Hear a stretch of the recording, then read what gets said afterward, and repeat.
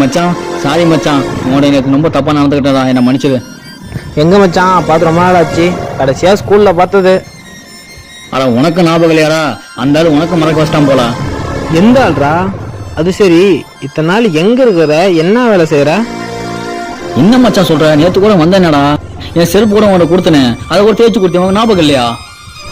என்னன்னு தெரியலண்ணா, காலையிலேருந்து இப்படிதான் மாற்றி மாற்றி பேசிட்டு இருக்காரு. மச்சான் இருந்தாலும் அந்த மாதிரி நடந்துடக்கூடாது. நீயே செருப்பு தைச்சு பழப்பு நடத்திட்டு இருக்க, ஆனா உன்கிட்ட அப்படி நடந்து சொல்லிட்டு என் மனசு ரொம்ப கஷ்டமா இருக்கு மச்சான். நீயே வெயிலையும் மணியில உட்காந்து வேலை பார்த்துட்டு இருக்க, ஆனா உன்னோட வேலையை நான் ரொம்ப கேவலமா பேசிட்டேன்னு மன்னிச்சிரு மச்சான்.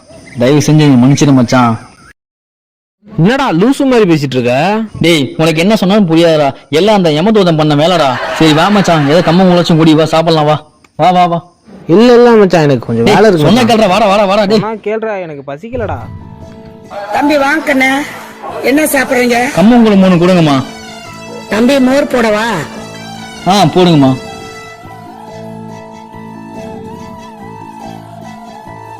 இந்த மச்சான் குடி மச்சான்.